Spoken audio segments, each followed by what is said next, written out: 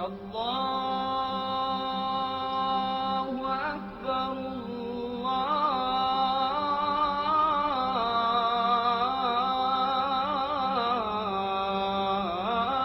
الله أكبر.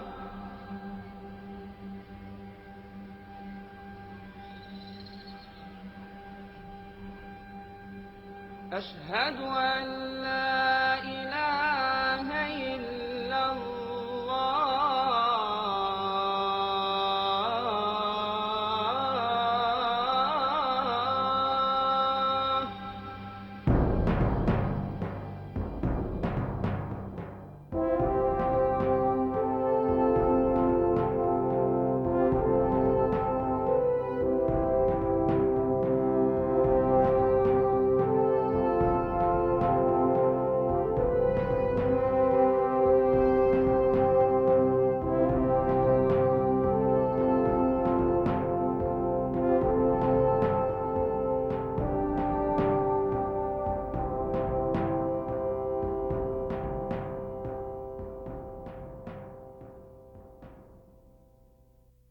حي على الفلاح.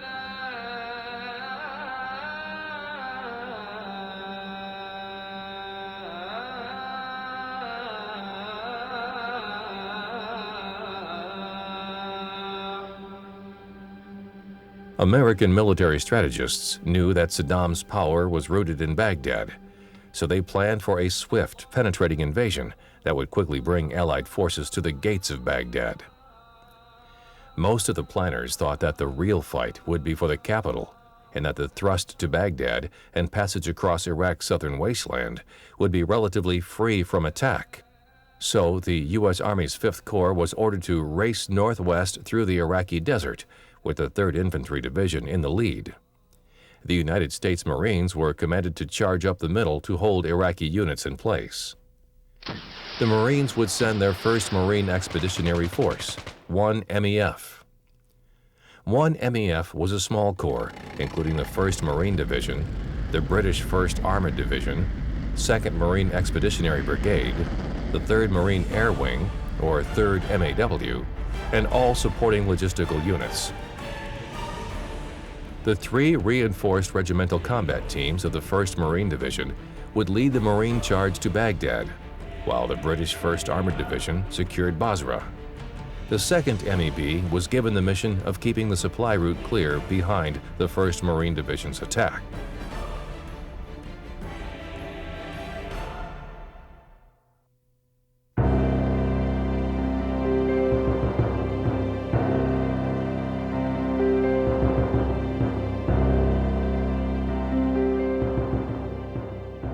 Unlike Desert Storm, the ground war during Operation Iraqi Freedom began on day 1 of the war, when coalition infantry crossed into Iraq and headed for Basra and Baghdad. Command leadership targets were struck within Baghdad and Basra. Command and control and artillery positions were attacked and destroyed in western Iraq. Here, special forces had been operating for days before the official beginning of the war, and subsequently they captured Iraqi airfields in advance of coalition forces. I remember that night, it was when all the missiles were going back and forth, and so it was almost like a night show. And it was kind of funny because, well, looking back now, we were out in the middle of nowhere on the border. Even as the air units and artillery began their attacks on command centers and Iraqi defensive positions, the Marines continued preparing for their charge into Iraq. Then, Captain Edwards prepped the 150 Marines of Wing Support Squadron 371 under her command for the coming battle. So we were still integrating up to that last point, but I think we were all scared. I don't know how you couldn't be. Not really scared probably of the unknown, and not fearful like we weren't going to be able to do our jobs, but you just didn't know. You weren't communicating with the real world anymore. It was just you, it was your radios, and we're just prepped to fall in line. Known as the Sand Sharks, Squadron 371 was a FARP unit.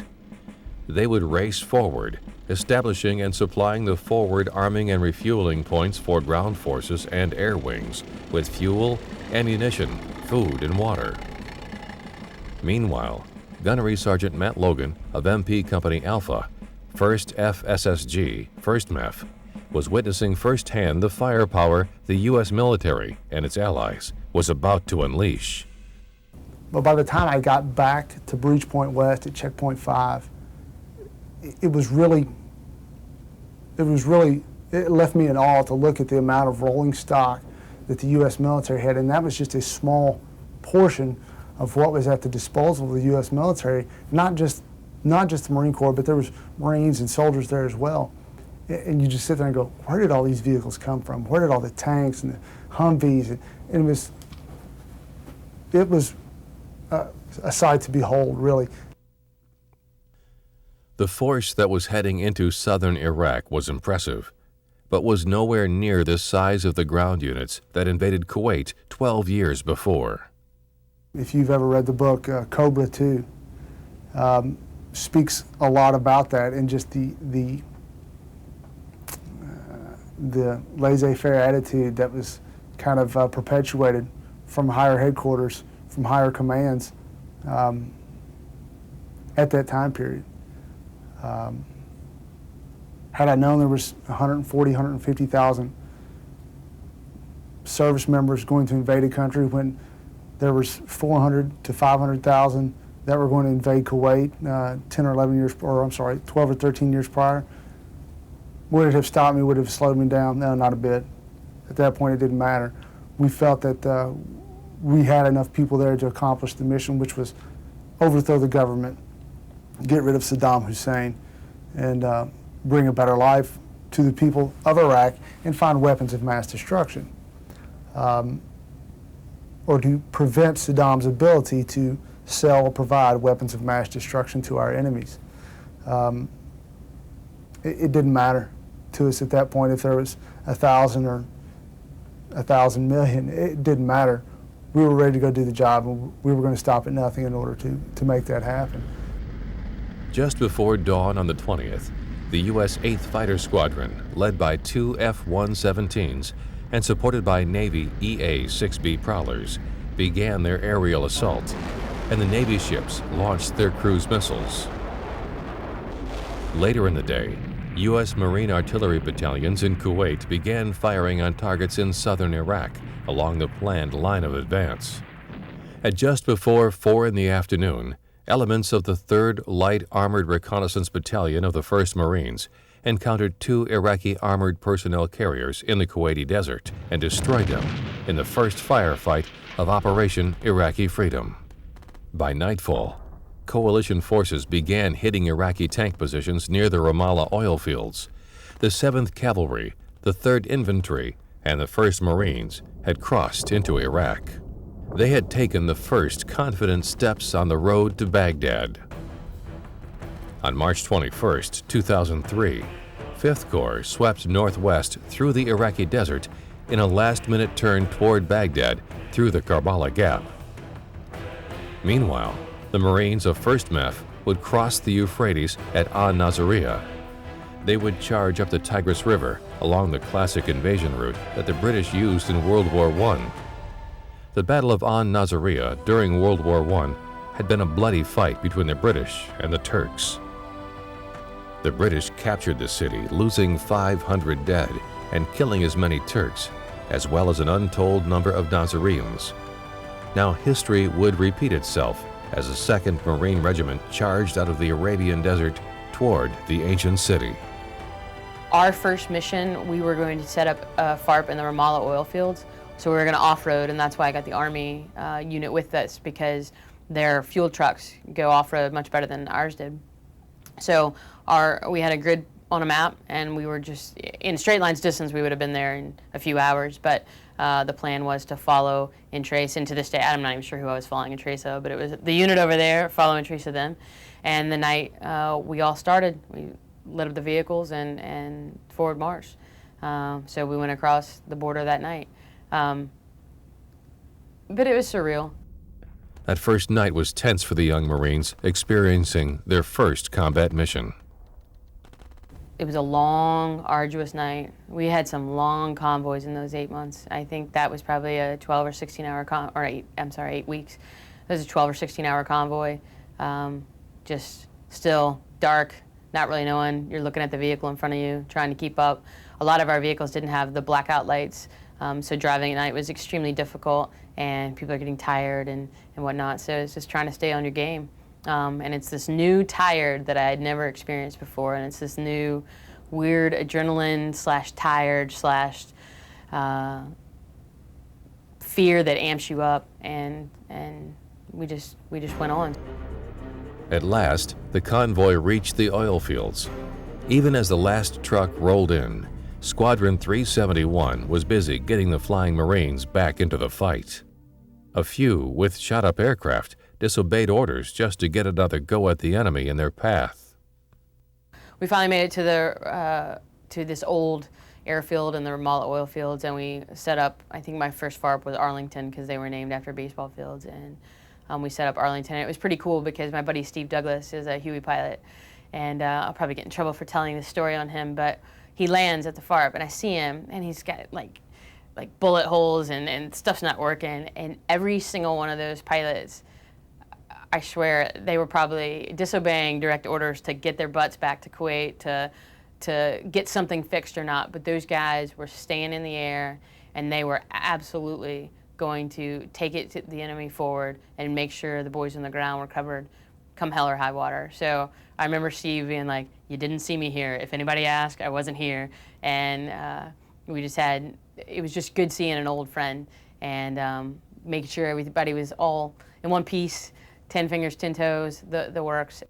Maybe for the first time, the young Marines fully understood what the Corps' combined arms philosophy meant. They now realized how important every Marine was to the final victory. Seeing the pilots come down, and as something as a mundane task as pumping gas and putting ordnance on, the Marines really understood the bigger picture, and I think talking to the pilots that landed at our positions, they really got a full understanding of this stuff's really important, and this is no joke, and it may be the behind-the-scenes grunt work, the dirty work, but if we don't do it, people die. And so I think it gave them a new appreciation for it, and I love all the pilots. They were so great. They'd come back and be like, "This bomb, I'm gonna go do this thing with it. That last thing you loaded, this is what I got." So it really motivated my guys, and I'll forever be grateful for that because it kept their heads in the game. Like a well-trained pit crew, the Marines of the squadron did their jobs. We were getting aircraft, as the time it took to put the gas in the tank was the time that they were on the deck. So whatever physics is that you can't fix, you can't make that go any faster, that's the time they were on a deck. We'd go into a site and they'd be ready to pump gas or ready to arm helicopters in 45 minutes. I mean, we were not messing around, and my guys took great pride in that.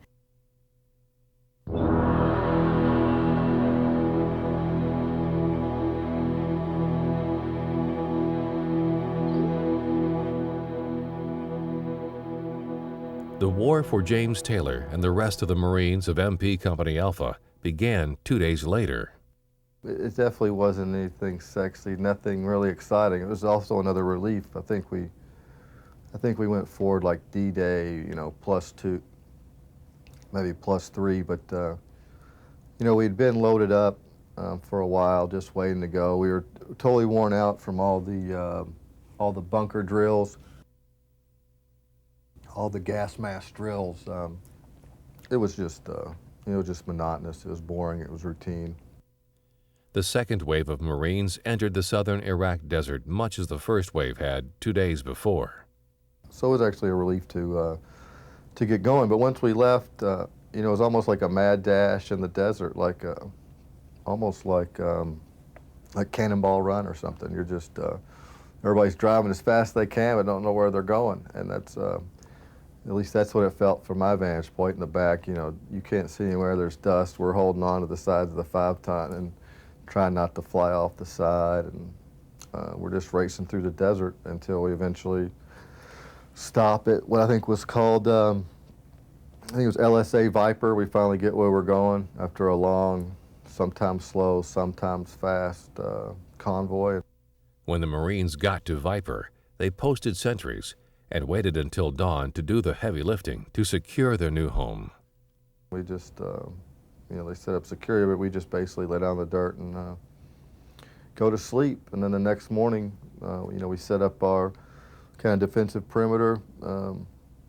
We set up an area to, the COC, and then we set up an area to handle EPWs when they come, which start out with just a couple of engineer stakes, gloves, and concertina wires. As the Marines closed in on Nasiriyah, they fought against an enemy force composed of entrenched regular soldiers of the 11th Infantry Division, local militia, Ba'ath Party loyalists, and fanatic Fedayeen fighters armed with AK-47s, RPGs, tanks, technicals, mortars, and artillery. At the first sign of trouble, most Iraqis abandoned their uniforms, melted into the civilian population, and fought in civilian clothes. Many just gave up. We didn't think they were soldiers. We thought they were just conscripts. There's people in jogging suits, khakis, jeans. Some had shoes, some didn't. I don't think we really saw our first Iraqi soldier or enemy combatant, if you will, until we got to, I think the place was called Chesty. I don't think they have the desire to face not only Marines, but the United States Army, the British Army, or anybody else, and fight for a country that really has provided them little to nothing. So, in retrospect, no, it wouldn't have mattered to me at all if there was, like I said, 400,000 or 130,000.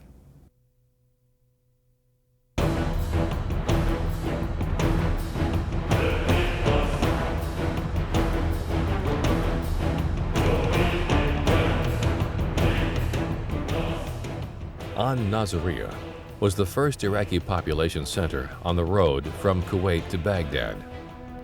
Its population was primarily Shiite Muslims who were not sympathetic to Saddam Hussein and his regime. American war planners hoped that the Iraqis in Nasiriyah would surrender with little or no resistance. While hoping for a quick success, the Marines planned for a fight for control of the bridges across the Euphrates River. The 1st Battalion had been reinforced with tanks and bridging equipment. After 2 long days of traveling across the Iraqi desert, the Marines were tired, hungry, and dirty.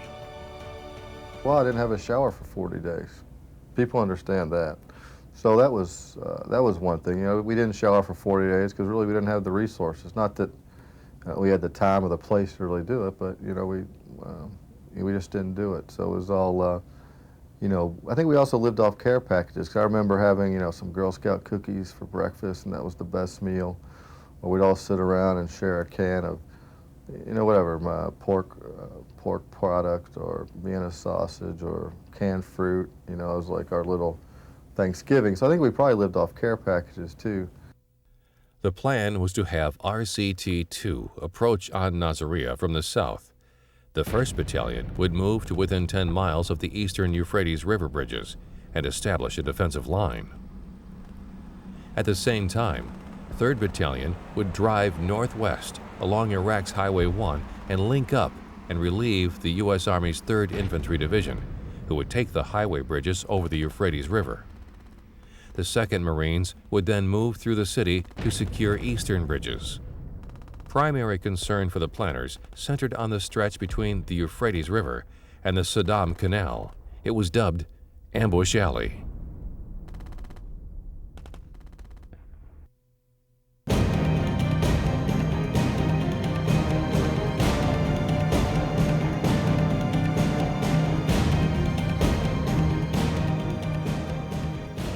By day 3, the 3rd Mech's 2nd Brigade had advanced more than 150 miles into Iraq on its drive to Baghdad. The 3rd Mech was gobbling up land, simply bypassing urban areas and the pockets of heaviest resistance. Less than 72 hours into the war, more than 2,000 Iraqi troops had already been taken prisoner. Near Nasiriyah, the 3rd Mech encountered heavier than expected resistance. They were relieved by Task Force Tarawa, which entered the city and fought an intense house-to-house battle with Iraqi units there. Quite a bit of shock on our part of the level of resistance that was put up against a tank battalion, Task Force 164, of what we thought was was almost a waste of human lives, because you had dismounted infantry armed with RPGs, machine guns, and we started calling them the technical trucks, you know, with a crew serve weapon mounted on it, attacking a force at night that was armed with night observation devices and thermal sights, and literally almost attacking us blind. I mean, that initial night, I mean, the estimates were we killed at least 150 dismounts and we destroyed 17 technical trucks just that first night alone. They managed to take and secure 2 important bridges in Nasiriyah. My LT tells me, he says, "Hey, Sandeep, pull over the bridge and just keep on pushing." So I pull over the bridge and I'm pushing straight. I'm the only tank going down this road. Everybody else is behind me. And I see a truck coming, flashing his lights at me. And I call back to the LT and I'm like, "Sir, I got a truck and he's coming at high rate of speed, flashing his lights at me." And he was like, "Does it have weapons?" You know, and I said, "I can't really tell." But the truck, when they saw all the tanks coming, it pulled off the road. And when he pulled off the road, I saw he had a 50 cal mounted to the back of his truck. And all I did was just tell my gunner fire. And he just, boom, shot a heat round, and all you saw was the truck going back in a ball of flames. And then from then on, I mean, they kept on coming. These technical trucks, they were coming at the tanks. So like the whole company got online and we're just pushing towards them. And I mean, just boom, boom, boom, boom, just picking them off one by one, you know? And we finally had stopped at a certain point, and they're sitting there and they're just, you know, they kept on coming. And we were like, what are they doing? You know, why do they keep on coming? They should be running. And that was our first contact, you know, and everybody, and it went in through the night. You know, this had happened maybe about 1700, so it fell into night. The Iraqis thought the night would cover their movement around the bridge, but they were wrong. They didn't know that we could see them at night, because once the nightfall hit, they were walking around just shooting at whatever they saw, lights and stuff. And we were like, what is he doing? You know, and we could see them. We're all walking perfectly in the TIS thermals, and they couldn't see us because they were standing up. They were doing, you know, they didn't know that we could see them. So it was pretty amazing. And after that, it was on from there. You know, we would, every day after that, we were fighting pretty much, you know, all the way up into Baghdad. As the night of the 22nd became the morning of the 23rd, the Marines were ahead of schedule. At 3 a.m., a column of trucks was spotted racing north with headlights blazing. This was the doomed 507th Maintenance Company. Their company commander was hopelessly lost. We rode up, and Nasiriyah had already begun. I think either right before or right as we were setting up, the Army convoy had already gotten ambushed through there. But we saw some pretty tired Marines on the side of the road that had gone in, hit some serious fighting, and come back out. So we're driving along and we're like,